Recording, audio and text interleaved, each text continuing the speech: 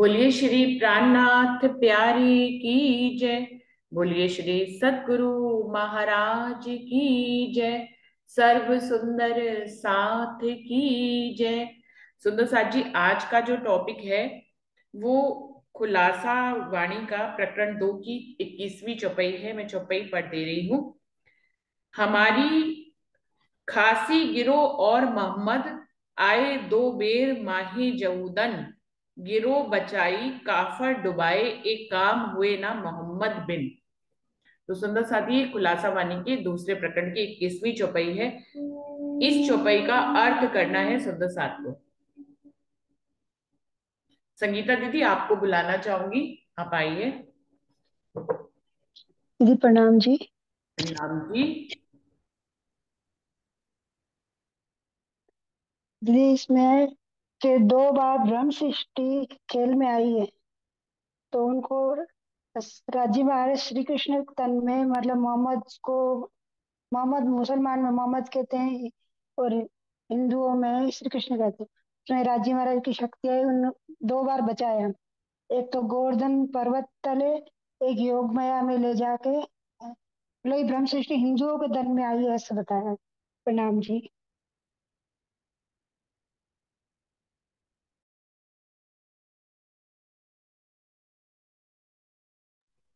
ये जो दो बार खासी गिरो और मोहम्मद आए दो बेर माहे जऊदन।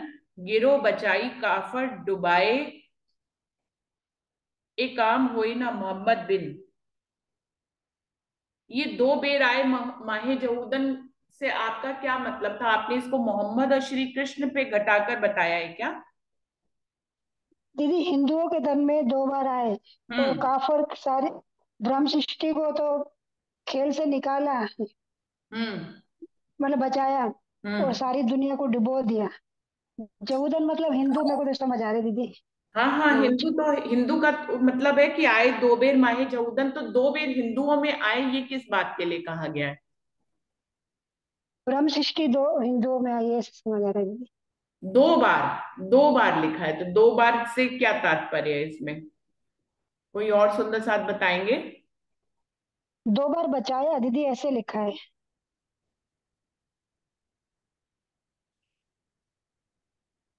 ओ खासी तो गिरो। दो बार तो दीदी ऐसे हो सक दीदी दो बार तो कैसे हो सकता है? ब्रिज में आई, फिर ब्रिज से रास में गई, फिर हम्म। जागने के ब्रह्मांड में, ऐसे दो बार हो गए, ऐसे हो गए तो नहीं, इसमें दो बार बचाया तो ऐसे हो भाई। गिरो गोवर्धन बचाई पर्वत, काफर डुबाए काम हुए ना मोहब्बत बिन। अब ये दो बार बचाने की बात हो रही है या दो बार हिंदुओं में आने की बात हो रही है? कोई और दो बार सुंदर साथ? बचाने की बात समझ आ रही दीदी। एक बार गोवर्धन पर्वत चले, दूसरी बार योग माया के ब्रह्मांड में ले गए थे, हम्म। ब्रह्म शिष्टियों को निकाल के बाकी सारी दुनिया का प्रलय कर दिया। प्रणाम जी। हम्म। प्रणाम जी। प्रणाम जी, सुंदर साथ जी बोलिए, आपने माइक खोला था, आप बोलिए।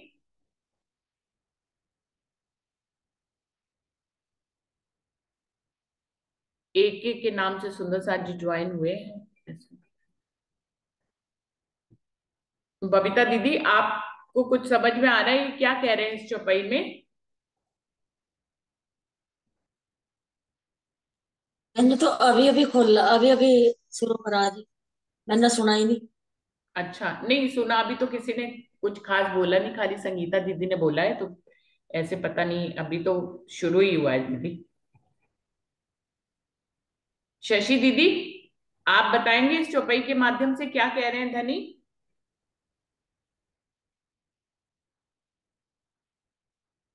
दीदी अभी मैंने ना अभी ज्वाइन करा है, मुझे पता नहीं लगा। अच्छा रात को माए स्टेशन गए हुए थे। अच्छा अच्छा अच्छा अच्छा। एक मिनट। प्रीति दीदी, आपको कुछ समझ में आ रहा है इसमें क्या कह रहे हैं इस चौपाई में? प्रणाम जी दीदी। प्रणाम जी सभी सुंदरता जी। दीदी मैंने वाणी अभी एक ही बार पढ़ी है, मुझे ज्यादा अर्थ नहीं आता। प्रणाम जी। प्रणाम जी। प्रीति दीदी माइक खोल के कह देते हैं कि मैंने तो, मुझे ज्यादा आता ही नहीं है, बात ही खत्म हो जाती है। कोई भी और सुंदर सा जवाब देना चाहेंगे कि क्या कह रहे हैं? डॉली दीदी, अरुणा दीदी, क्योंकि ये चौपाई ऐसी वर्षा ने रखवाई है ऐसे जल्दी किसी को। अर्थ तो सब पढ़े हैं, सबने अर्थ पढ़े हैं उसका। शाब्दिक अर्थ तो यही है कि दो, जो खासी गिरो और मोहम्मद आए दो बेर माहे यहूदन।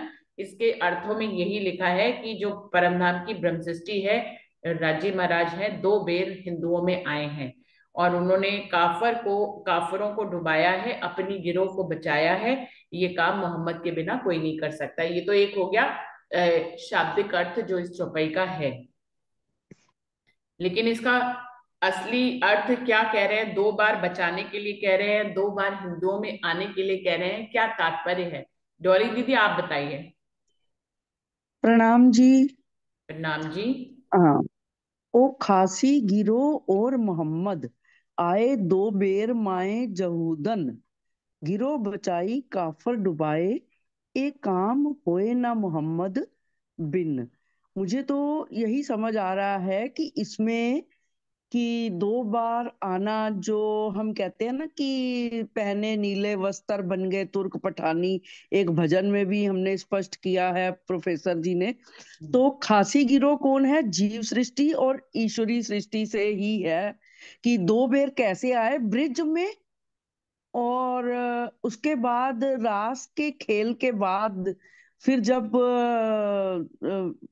मोहम्मद के तन में आए। ब्रिज और रास की लीला का ही इसमें बताया है कि दो बेर कैसे उनको बचा दिया। तो राजी महाराज ने ब्रह्म सृष्टियों को जो ब्रिज की और रास की लीला खिलाई।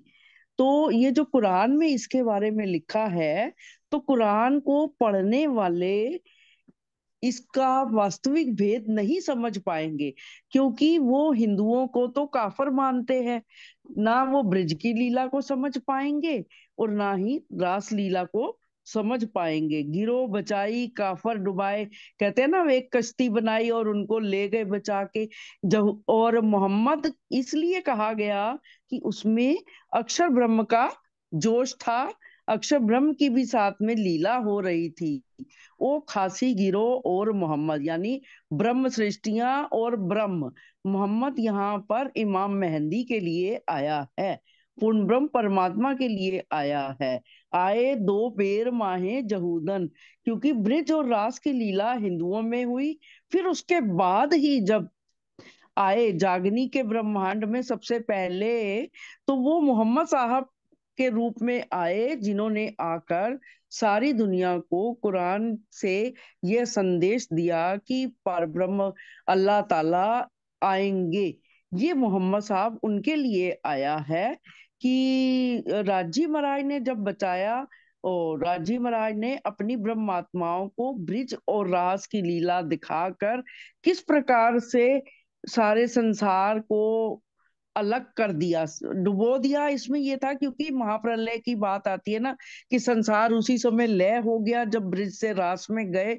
लेकिन जब प्रातः उठे तो ये लीला ज्यों की त्यों फिर से प्रारंभ भी हो गई इस ब्रह्मांड की, काल माया के ब्रह्मांड की। गोपों ने, सबने देखा, भागवत में भी जैसे आता है कि जब वो प्रातः काल उठे तो देखा कि उनकी गोपियां, तो उनकी जो धर्म पत्नियां थी, सखियों के रूप में थी, जो वो उनके साथ ही हैं, उनके पास ही लेटी हुई हैं। लेकिन जो असल था उनके अंदर से वह निकल गया, रास में उनकी रूह चली गई थी। तो इस तरह से ये संसार एक तरह से लय किया भी और नहीं भी किया। तो इस चौपाई का विशेष, क्योंकि इसमें प्रकरण का शीर्षक ही है कि खुलासा गिरोह दीन का, यानी मोहम्मदी गिरोह कौन सी है, ब्रह्म सृष्टियों की जो जमात है वो कौन सी है। कि जो फरमान में फरमाया है कि ये सबको पहचान कराने के लिए ही इस प्रकरण में सारी लीलाओं का, और इस चौपाई में इन दो लीलाओं का वर्णन किया है। और अगली चौपाई में फिर वो सारे संसार के बारे में फिर से बता रहे हैं कि सब जाते नाम जुदे धरे और सबका खामंद एक, सबको बंदगी आई की, पीछे लड़े पाए बिना विवेक। तो मेरे को अभिप्राय तो राजी महाराज और ब्रह्म सृष्टियों से ही है, जो ब्रिज और रास की लीला की, और मोहम्मद श्री राजी महाराज। अरुणा दीदी आप कुछ कहना चाहेंगे इस चौपाई के लिए? प्रणाम जी। नहीं, प्रणाम बात तो जी। बिल्कुल बता ही दिया डॉली दीदी के बाद। मैं कह रही हूँ ना, कुछ नहीं बचता बोलने का। बिल्कुल वही ब्रज और रास वाली बात ही मुझे समझ में आ रही है कि ब्रज में जब श्री कृष्ण जी ने इंद्र कोप की वजह से, इंद्र का जब कोप हुआ था, बारिश लगी रही थी 7 दिन, तब कृष्ण जी ने पर्वत एक उंगली पे उठा के, मतलब मोमिनों को तो बचा लिया, बाकी गिरोह को डुबा दिया। ये दो बातें आती ना डुबाने की बात भी, तो बाकी लय हो गया था। ऐसे ही ब्रज से रास में जाते समय ऐसे ही ब्रज में और रास में जाते समय हुआ था। लेकिन इसको मतलब इस खुलासा में ये बताना चाह रहे, कुरान में मतलब ये सारे इशारे दिए गए हैं कि नूह नबी को, इसमें वो बात आती ना, नूह नबी को किश्ती से पार उतारने के बारे में भी बात आती ना, रास में जाते समय कुरान में इसका वर्णन है। तो ये ब्रज और रास की बात मेरे को भी यही समझ में आती है कि ब्रज और रास की बात ही है। और ये दो परले बताए हैं, ये 2 बार गिरोह को तो बचाया, लेकिन काफिरों को डुबाया। हाँ, क्योंकि यही आया है आगे की 24वीं चौपाई में लिखा हुआ है, एक बेर गिरो हूदगर, दूजी बेर किश्ती पर, हाँ तीसरी बस बेर वो वही मास बात है। हजार लो, सदी 11 हिसाब फजर। हाँ, तो हूद, आपने बिल्कुल सही बताया कि जो इंद्र ने कोप किया, हूद किया नंद जी को, क्योंकि हूद का मतलब कुरान में कुरान को खुलासा करते हुए हाँ, श्री राजी महाराज ने वाणी में बता दिया है कि बता हूद हाँ, मैंने नंद जी के घर, मतलब दूजी बेर कुरान में किस्ती वैसे पर, लिखा गया ना। दूजी बेर हाँ, जो योग माया की किस्ती बनाकर उनको। बिल्कुल बिल्कुल। हाँ, जी। ये इशारा लग रहा है, यही बात लग रही है। कुरान खुलासा इसमें हो गया ना, खुलासे वाली किताब में खुलासा कर दिया कुरान की बातों का, ब्रज और रास का। हम्म। प्रणाम जी। प्रणाम जी, प्रणाम जी। और कोई सुंदर साथ, बबीता दीदी, शशि दीदी, मीनू दीदी, जिन्होंने पहले नहीं बोला, अभी कुछ इसके बारे में और ऐड करना चाहते हैं, कुछ और बोलना चाह रहे हैं?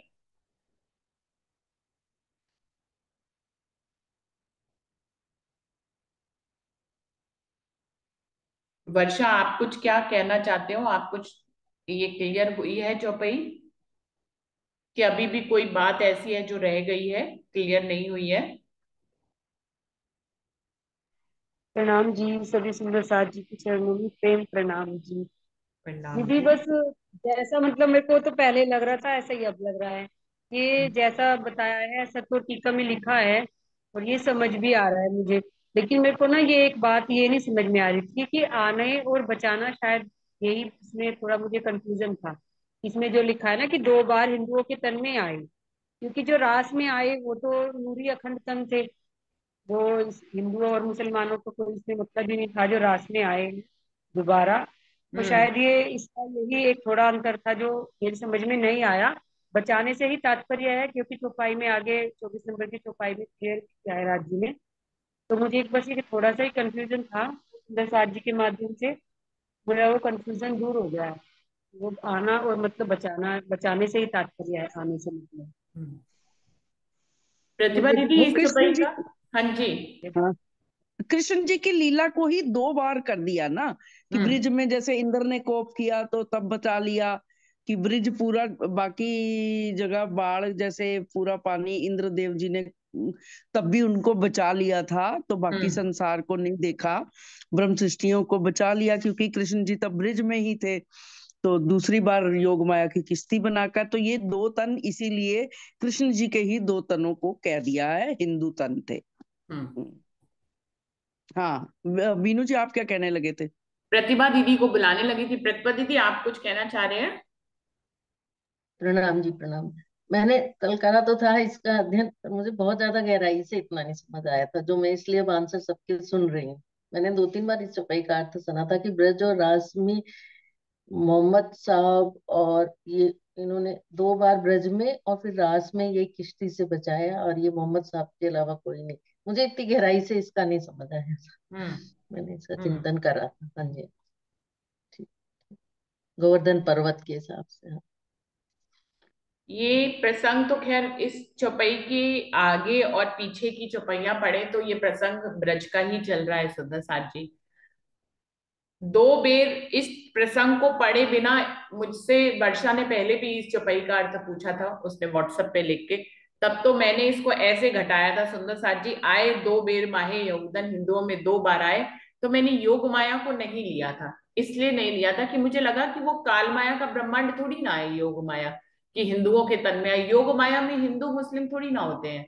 जी जी जी, लेकिन ये ये काल माया के ही दो भाग कर दिए ना उन्होंने, कि ब्रिज से रास में जैसे एक बार इंद्र के कोप से बचा लिया हम्म ब्रिज लीला में ही, हम्म तो दूसरी बार रास में ले जाते समय बचा लिया। हम्म ये उस प्रसंग का वर्णन है, मुझे ऐसा लगता है। मैंने तो इसको ऐसे घटाया था। अब तो मुझे आप लोगों की बात ठीक लग रही है। पहले हिंदुओं में दो बेर आए, तो मैं तो यही समझ रही थी कि एक बार ब्रज में हिंदू के तन में आए थे और फिर जागनी के ब्रह्मांड में हिंदुओं के तन में आए। दो बार राज्य जी हिंदुओं के तन जी। में आए, एक बार मुस्लिम तन में हाँ आए। ये मैं तो ऐसे हाँ घटा रही थी पहले। पहले मैं हाँ। ऐसे ही घटा नहीं, रही थी कि दो बार फिर हिंदुओं की क्योंकि काल लैल हाँ, तुल कद्र, मतलब काल माया के बिल्कुल बिल्कुल। देखिए हिंदू मुस्लिम हिंदुओं में आए, हिंदू मुस्लिम योग माया के ब्रह्मांड में नहीं हो सकता है। तो मुझे लगता था हाँ तो हिंदुओं के तन में आए तो इसको दो बार ऐसे कह सकते हैं कि एक बार जब कृष्ण के रूप में आए तब हिंदुओं के तन में थे, जब राजी मतलब देवचंद्र जी स्वयं के। धनीदेव चंद जी या इंद्रावती जी के तन में आए तो हिंदू के तन में आए, और एक बार मोहम्मद के तन में आए तो उसको मुस्लिम तन कह दिया गया। तो काल योग माया को मैंने इससे अलग रखा था। लेकिन ये जो आ जी रहा है बीच में गिरो बचाई काफर डुबाई, इसको भी मैं इसी ढंग से घटा रही थी कि हमेशा ही अब इसको इंद्रकोप और उससे जोड़ा इस चौपाई को। लेकिन ये मैं इस तरह से समझ रही थी कि हमेशा ही कालमाया ब्रह्मांड का प्रलय कर देते और अपनी रूहों को बचाकर फिर नए ब्रह्मांड में ले आते, जैसे जागनी के ब्रह्मांड में ले आए धनी। तो बाकी ब्रज का पूरा उधर का सब महाप्रलय कर दिया था।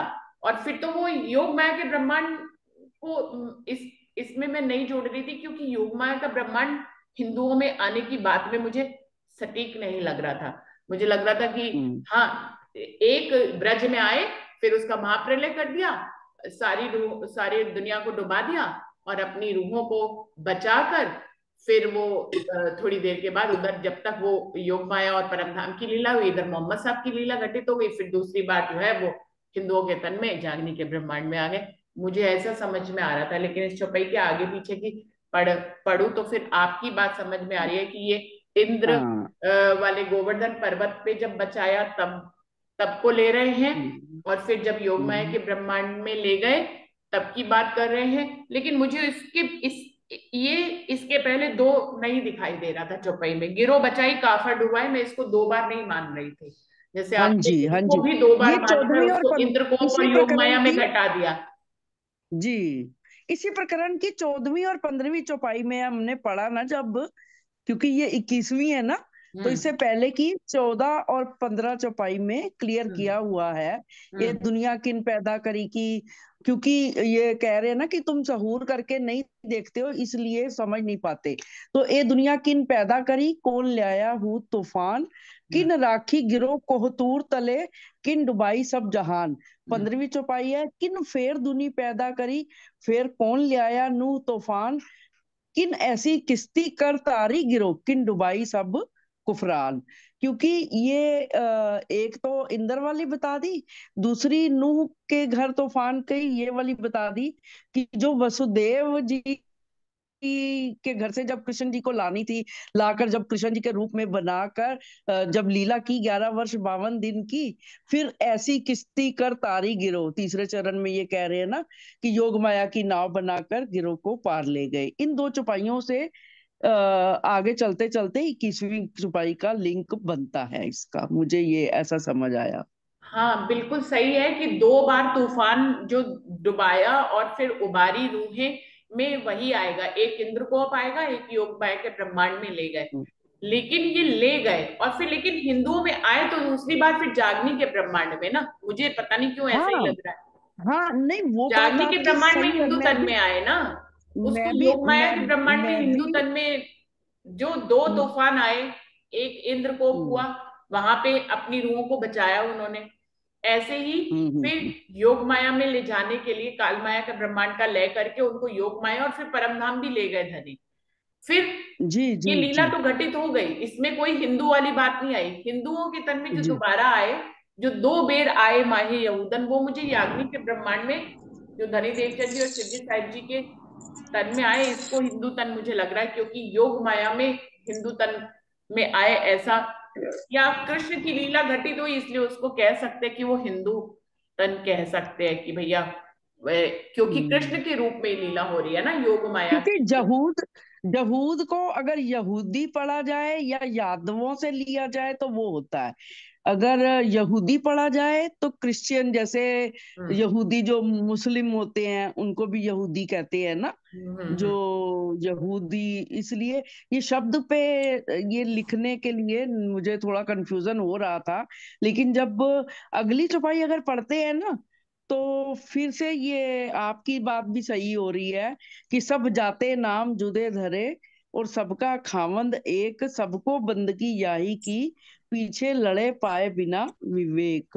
तो लेकिन उससे आगे 3 लीलाओं का वर्णन शुरू हो गया है। तो 2 बार की जो अगर हिंदुओं की करना हो तो हमें इंद्र और योग माया वाला ही समझ आ रहा है। हम्म 23वीं रूहे चौपाई में देखिए। 23वीं चौपाई 23वीं में लिखा चौपाई, है, रूहे अर्श से लैलत कदर में हक हुक्मे उतरे बेर तीन। लैलतुल कद्र की हाँ रात्रि में वो 3 बार उतरे। अब हिंदुओं की बात नहीं कर रहे, 3 बार उतरे, हाँ तो ये हाँ, कह रहे अब हैं। 3 बार हाँ, उतरने की बात कर रहे हैं हक हुक्मे कि उतरे ब्रिज। बेर तीन, तो ये 3 बार किसको हम्म, ले रहे हैं हम लोग? हाँ तो ब्रिज रास और जागनी, नहीं देखिए, हाँ यही यही आगे अगली चौपाई में स्पष्ट कर दिया है। 24वीं में 3 बेर किसको लेना है। एक बेर गिरो हूदगर, बेर दूजी किस्ती पर, तीसरी बेर मास हजार लो। ये तीसरी बेर मोहम्मद साहब तक करा है।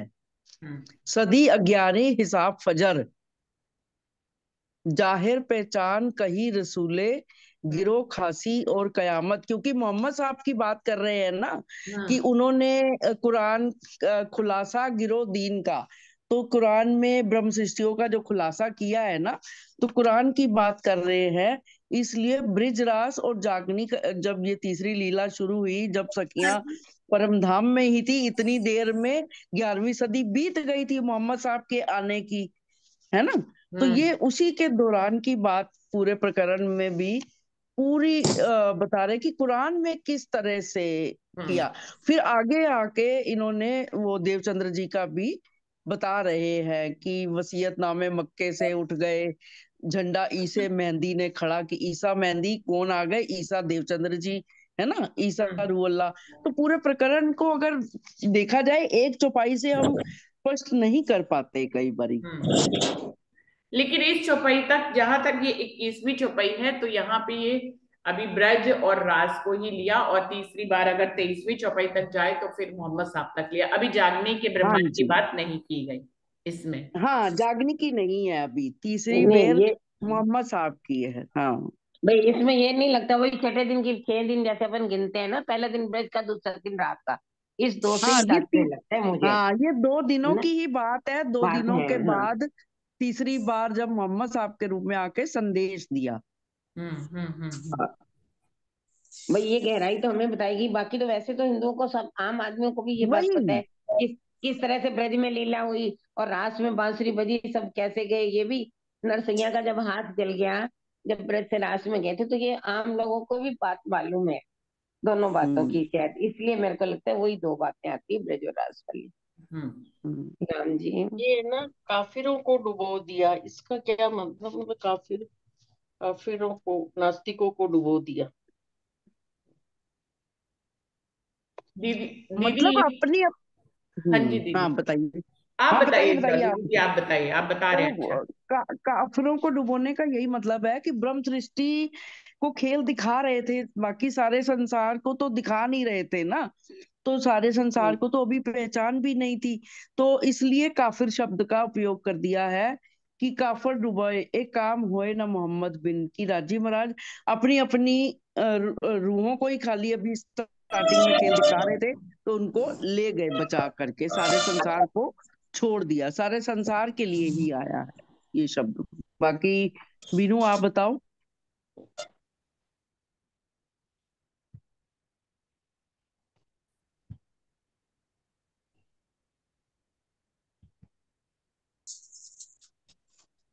कट गया ये शायद ना। प्रसाद जी, हाँ जी, ये डॉली दीदी ने सही कहा, काफिर उन्हीं को कहा जा रहा है जो मतलब जहां धनी की लीला हो रही है, सिर्फ उस जगह को उन्होंने बचाया।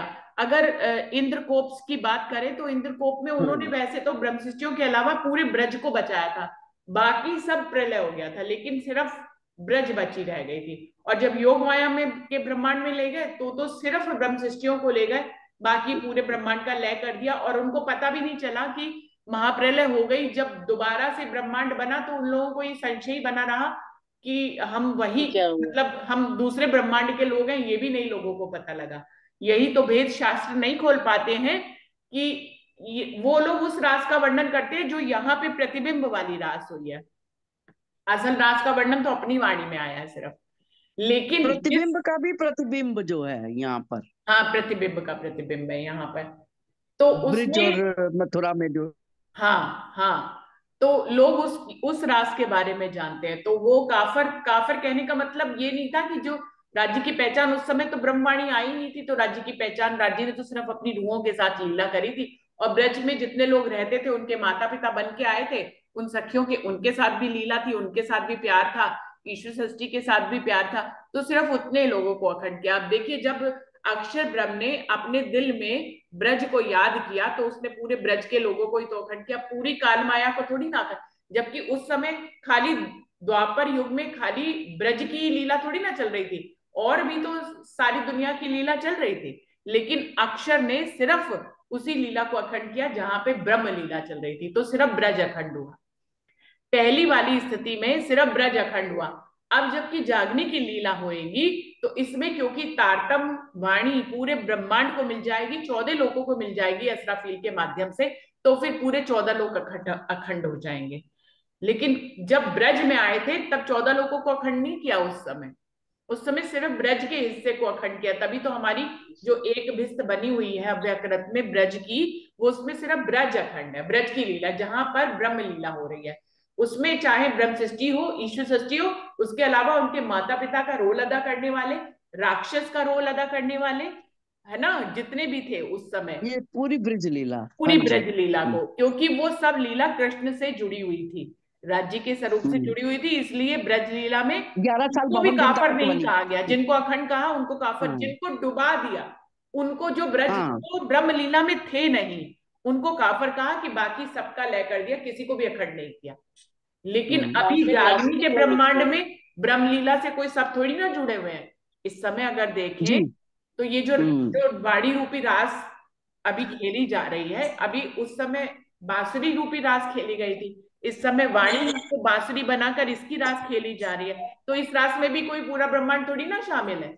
लेकिन राजी अंतिम समय पे, 7वें दिन की लीला से पहले छठे दिन में अंतिम समय पे, जो चौपैया आखिरी में जब स्वरूप साहब खत्म होता है, हो रहा होता है, तब बताते कि असराफील कैसे सारी दुनिया में वो पीठ कुबड़ी करके बैठा हुआ है, अपनी तुरैया संभाल के बैठा है कि जैसे ही धनी हुकुम करेंगे वो पूरे ब्रह्मांड को तारतम दे देगा एक पल में। और जब पूरे ब्रह्मांड को तारतम दे देगा तो पूरा ब्रह्मांड ब्रह्मलीला में शामिल हो जाएगा, सबको अक्षरातीत पूर्ण पारब्रह्म की पहचान हो जाएगी।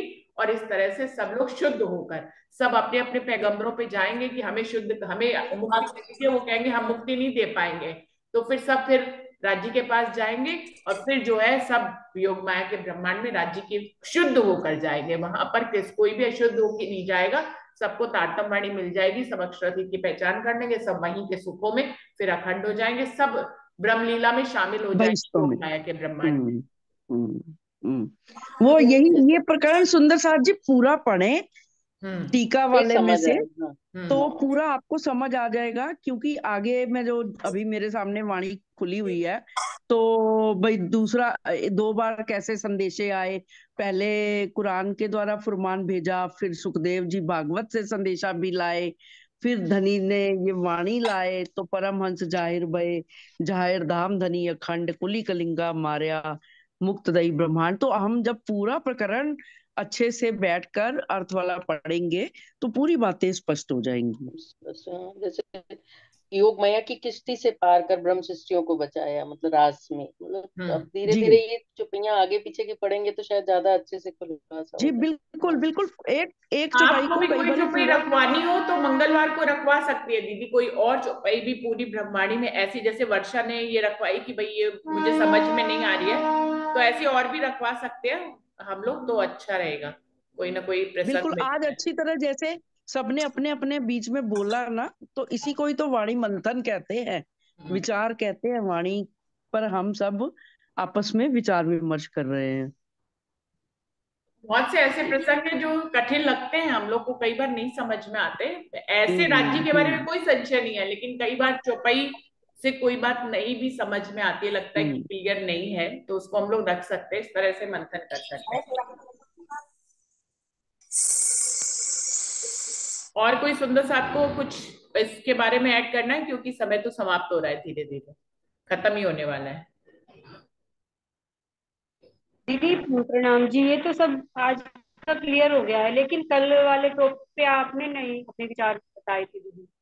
इश्क तो कल वाले पे टॉपिक आया। फिर हाँ किसी जी दिन दीदी, बोल वो देंगे।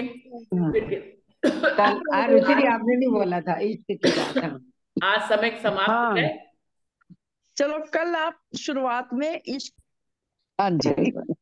बोलिए श्री प्राणनाथ प्यारे प्राणनाथ की जय। प्यारे की जय। बोलिए बोलिए श्री श्री सतगुरु सतगुरु महाराज महाराज की जी की की जय। जय। सर्व सुंदर प्रणाम साथ साथ की जय। की जय। प्रणाम जी प्रणाम सभी सुंदर साथ जी को मेरे प्रणाम प्रणाम। सुंदर प्रणाम साथ जी। जी। प्रणाम जी। प्रणाम जी। प्रणाम जी, प्रणाम। प्रणाम जी। प्रणाम जी। मेरे हिसाब से तो टाइम था 5 मिनट का अभी रुचि दी। हाँ, मुझे 20 दिख पे नहीं खत्म रहा था, होती मैं है तो ना। 1 ही मिनट समझ रही थी। हाँ मैंने कहा 6 मिनट थे, आप मुझे भी आराम से लग रहा इसकी था बात कि बोल टाइम सकते हो। है अभी। हाँ जी। हाँ हाँ, तो 5 मिनट बोल ले अभी भी सुंदर है साथ जी, इस, हमें टाइम अगर है तो हम भी बोल आप लेते हैं, इश्क हमें क्या की है। बात आपके मुंह से सुननी थी इसलिए रुका हुआ है टाइम, जल्दी करिए। हाँ हाँ हाँ हाँ। तो कल का टॉपिक वैसे समय है तो फिर से रिकॉर्डिंग भी स्टार्ट कर दिया मैंने। वो कल टॉपिक क्या था, इश्क। इश्क को हमने इश्क कितना की हमें पहचाना है। पहचान हुई है कि नहीं। हाँ हाँ, तो इश्क, इश्क को मैंने तो, जहां तक मुझे तो लगता है कि मैंने ज्ञान के रूप में इश्क की पहचान करी है। और धनी इससे आगे की मंजिल पे ले जाएंगे तो जरूर जाएंगे। मुझे तो यही लगता है कि यहाँ पर जो है इश्क नूरी रूप में या शुद्ध स्वरूप में तो इश्क नहीं ही आएगा, ज्ञान के रूप में ही आएगा। लेकिन ज्ञान के एहसास से फिर वो आप जब चिंतन करें तो वो भले चाहे आपको थोड़ा सा वो शुद्ध रूप में दिखाई दे, लेकिन वो रहेगा ज्ञान में ही। उस इश्क में ज्ञान का अंश मिला रहेगा, इस काल माया के ब्रह्मांड में। वो वाली बेसुधी इश्क में नहीं देंगे धनी, जो कि परम धाम में थी, क्योंकि अगर वो दे देंगे तो उनका यहाँ जो लाने का प्रयोजन है वो पूरा नहीं होगा, क्योंकि ज्ञान में ही, इश्क में ही आकर हम धनी से प्रेम कर पाएंगे।